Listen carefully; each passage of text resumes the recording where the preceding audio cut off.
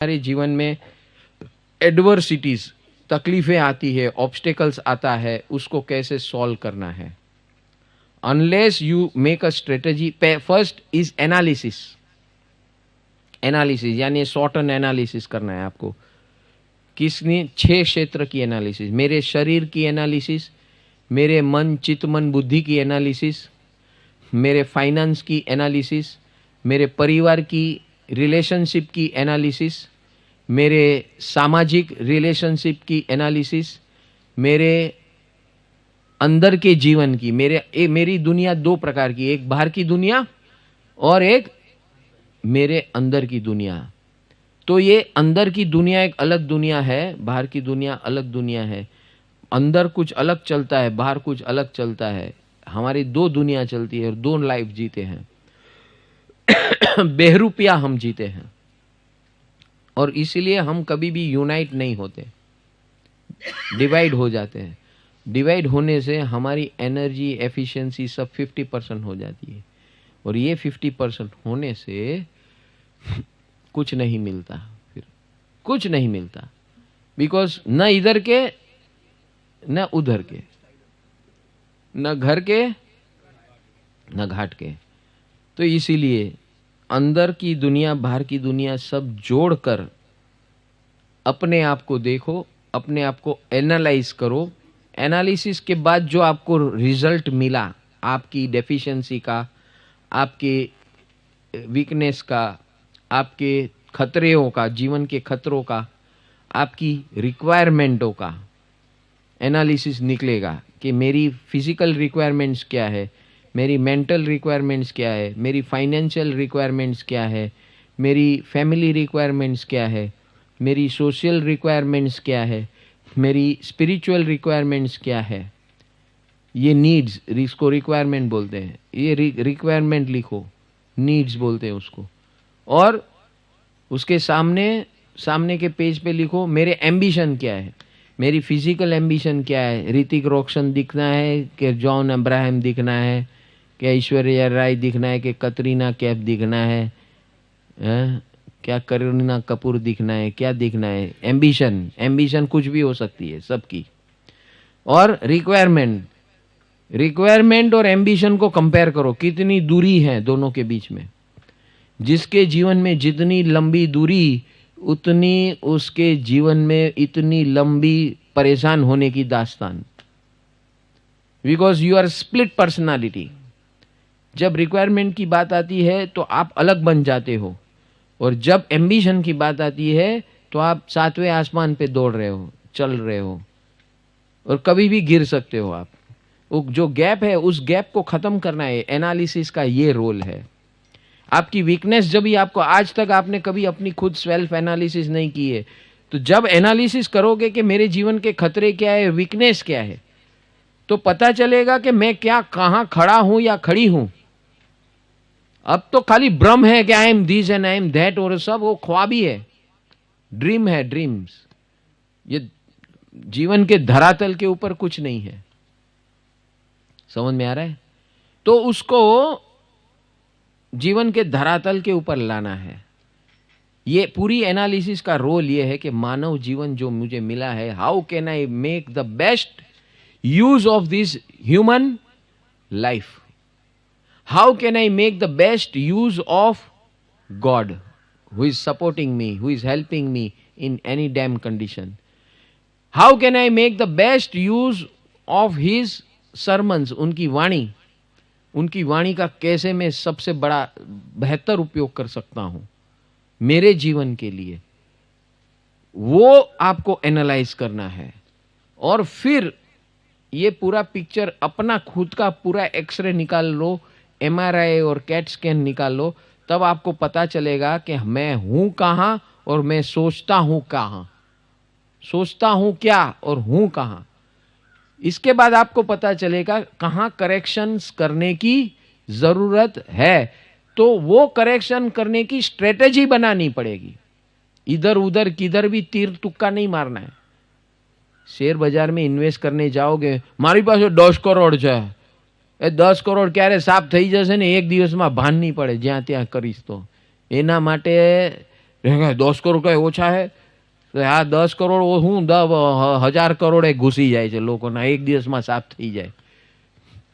આ એવું છે ભાઈ, જીવન પણ એવું છે, બહુ મોટો જુગાર છે, નહીં તો जुगाड़ છે. બોલો શું રમવું છે? जुगाड़ करना है कि जुगाड़ करना है? हाँ, जुगाड़ करना है तो ये सीख लो. सबसे पहले भगवान का शरण ग्रहण करो. उसके बाद भगवान ने बोला है I love you all, thank you all, God bless you, how can I help you, उसको इंस्टॉल करो सॉफ्टवेयर को. नमो भाव अहोभाव को इंस्टॉल करो.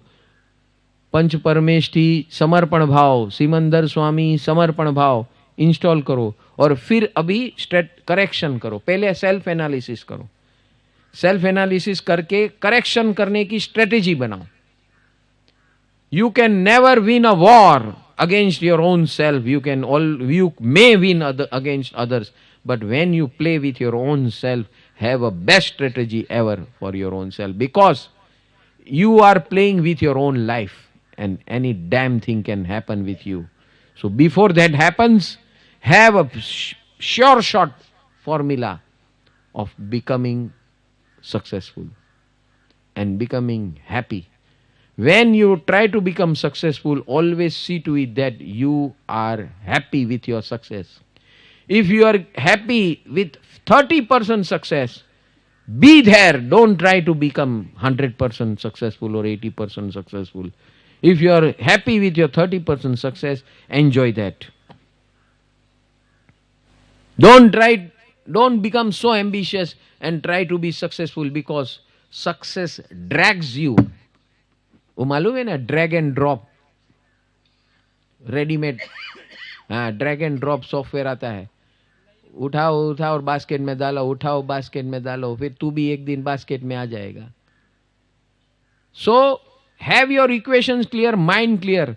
सक्सेस उसकी जगह है, हैप्पीनेस उसकी जगह है. दोनों का महत्व है, लेकिन कितना महत्व देना वो आपको तय करना पड़ेगा. उसकी स्ट्रेटेजी बनानी पड़ेगी. शेयर बाजार में स्क्रिप्ट बहुत बड़ी बड़ी होती है, हाँ, लेकिन कौन सी स्क्रिप्ट कहाँ टपकेगी, उसका बैकग्राउंड क्या है, उसकी हिस्ट्री क्या है, उसकी बैलेंस शीट क्या है, उसकी टेक्निकल परफॉर्मेंस क्या है, बहुत सारा स्टडी करके फिर डिसीजन लेना होता है, तब जाके वो स्ट्रेटेजी सक्सेसफुल होती है. इसी प्रकार भगवान बोलते हैं कि पहले कृपा में आओ, ब्लेसिंग्स लेना शुरू करो, सबको भगवान स्वरूप स्वीकारना शुरू करो, नमो भाव अहोभाव समर्पण भाव में आओ, फिर ये स्ट्रेटेजी में जो बता रहा हूं वो करो. वो स्ट्रेटेजी नहीं, एनालिसिस करो. एनालिसिस के बाद स्ट्रेटेजाइज करो, और स्ट्रेटेजाइज करने के बाद प्लान बनाओ. How are you going to play with your life? How are you going to play with your life?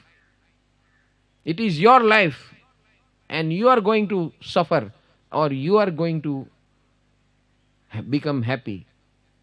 So it is a very serious business. Do it seriously. If you do it in these 10 days, God says, I promise you that you will get what you want. If you follow what I say, then you will get what you want. There is nothing impossible in this world. Every combination is possible. Only you have to be very clear what I want. If you want 100% success and 0% happiness, you will get it. It is you who have to decide the ratio. Success and happiness cannot always stand at same pedestal and same percentage. इसे को जुगाड़ कहते हैं. हम लोग जुगाड़ खेल रहे हैं, ब्लैंक गेम खेल रहे हैं, ब्लाइंड गेम खेल रहे हैं. मालूम है ना, 3 पत्ती, हाँ, एक ब्लाइंड गेम खेल, उसी में एक ब्लाइंड गेम होती है, पत्ता देखना नहीं, खेले जा खेले जा खेले जा, क्या खुलेगा फिर तेरा भाग्य. और एक गेम है, पूरे पत्ते खोलकर एनालाइज करके स्ट्रेटेजी बनाकर प्रभु कृपा लेकर सब उनकी कृपा से डिसाइड करके डिसीजन पे पहुंचना है. उनकी कृपा के बिगर कुछ मत करना, क्योंकि रेशियो की तुझे कुछ पता ही नहीं है. तेरे हित में क्या है वो भी तुझे नहीं पता है. वो हित भी तू उनकी झोली में डाल देना. और उनके दिए हुए मार्गदर्शन से फिर चलना, तो ही तेरा कल्याण और कल्याण संभव है. Sure short formula of achieving both success and happiness at the same time. Ratio may be different, let it be. भगवान ने तय किया है कि मेरे लिए कौन सा रेशियो सही है. Let me choose that one. मेरे दिमाग से मुझे नहीं चूज करना है. समझ में आ रहा है? Yes, choose that one with Prabhu Kripa, with Sat Krupa,